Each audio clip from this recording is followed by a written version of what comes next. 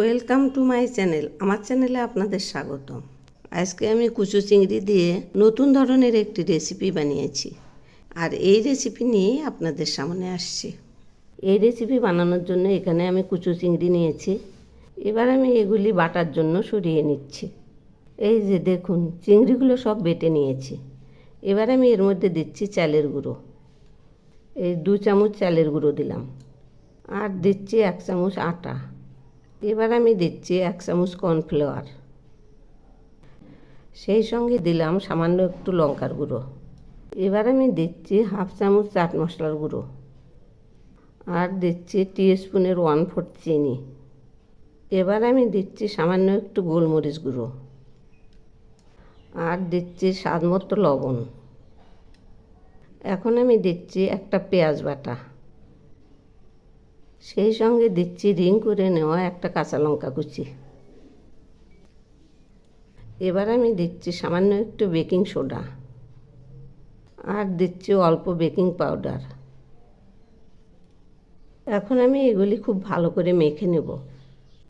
ওগুলি মেখে নেওয়ার আগে আমি এই চিংড়ি বাটার পাটা ধোয়া জলটা নিয়ে নিচ্ছি। এর মধ্যে অনেকটা চিংড়ি আটকে আছে। এবার আমি চিংড়ি বাটার পাটা ধোয়া জলটা দিয়ে নিলাম এর মধ্যে। এগুলি এখন খুব ভালো করে ফেটিয়ে নেব। অনেকটা সময় ধরে ফেটাবো। যত ফেটাবো তত ফুলবে। এই যে এইরকম করে ফেটাতেই থাকবো। তো বন্ধুরা, আমার রেসিপি যদি আপনাদের ভালো লেগে থাকে তাহলে সাবস্ক্রাইব করে আমার পাশে থাকবেন, আর কমেন্ট করে জানাবেন কেমন লাগলো। এর মধ্যে আরেকটু জল দেব। এই যে আরেকটু জল দিয়ে নিলাম। এখন এগুলি আরও ফেটাবো। এই যে দেখুন, ফেটানো হয়ে গেছে।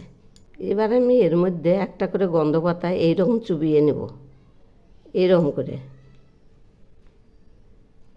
করে চুবিয়ে নিয়ে তেলের মধ্যে ছেড়ে দেব।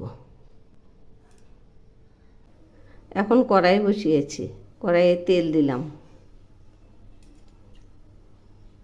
তেল গরম হয়েছে। এবার আমি ছেড়ে দিচ্ছি। দেখুন, ধীরে ধীরে ফুলে উঠছে, একদম ফুটবলের মতো।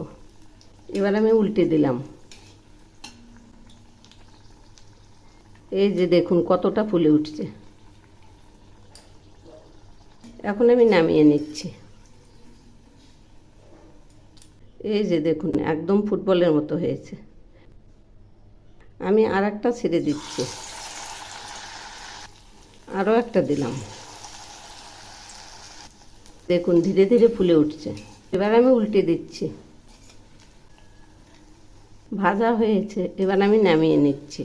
এই যে দেখুন, একই রকম হয়েছে। যে দেখুন কত সুন্দর হয়েছে। এভাবেই আমি সবগুলো ভেজে নেব। সব বড়াগুলো ভেজে নামিয়েছি। এগুলি যেমন ক্রিসপি তেমনই সফট। একটা ভেঙে দেখাচ্ছে।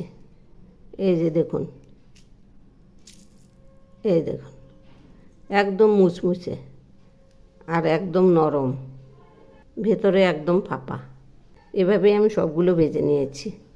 এভাবে একবার বানিয়ে খেয়ে দেখবেন, অসাধারণ টেস্ট।